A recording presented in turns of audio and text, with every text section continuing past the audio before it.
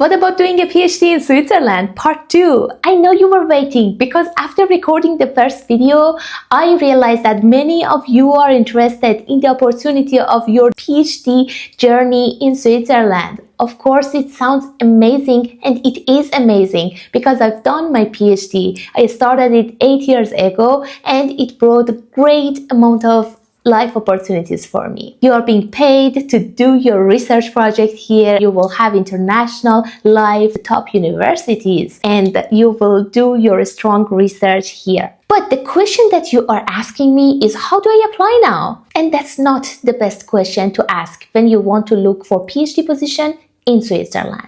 I'm going to talk about how the system works here, because when you know the difference in comparison to the other countries, you will approach the application process more effectively rather than just sending applications out there and getting no response. And then in the next videos, I will tell you how you should position yourself to be more aligned with the position that you're applying for.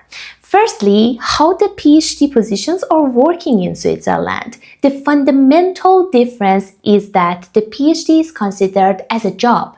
You are being hired by university and you have a salary. You have contract. This is bringing important difference because you are not applying as a student. You are applying as a candidate for a role and position. Pause. Let that sink. Because that's important, my friend. You're not applying as a student. You're applying as a candidate for a role, which is being founded and has a limited time.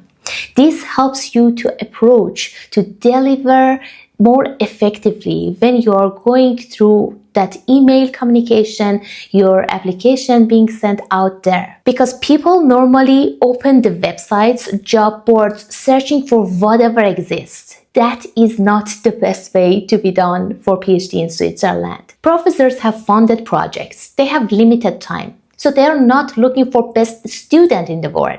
They are looking for the best person who can be actually their partner in research conversation so that they can help them to move this project forward. They want to see the potential in the person they are hiring for that position. So the big first shift is here. Don't ask, how do I apply?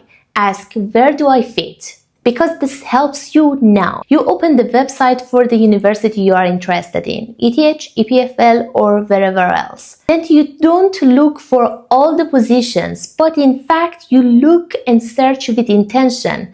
You see where these positions are most aligned with you. It doesn't mean that you ignore all the other positions which have the lower chances for you.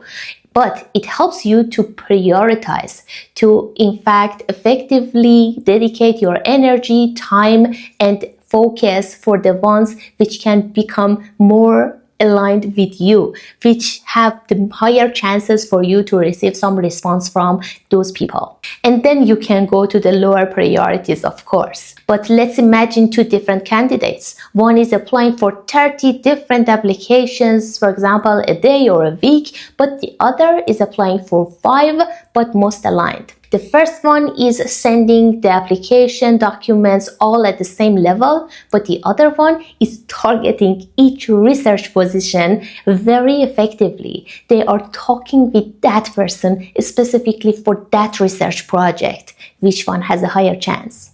So in this video, we understood how the system works and how you need to shape and design the process of applying for a PhD position at the very beginning. But now it becomes interesting, but because there are many different candidates, they are talking to me. They know how the system are working, and at the same time, they are finding the most relevant positions and they are doing the application process very carefully. But still, they don't get any response. It can become really frustrating, but the problem is not positioning themselves in the right way.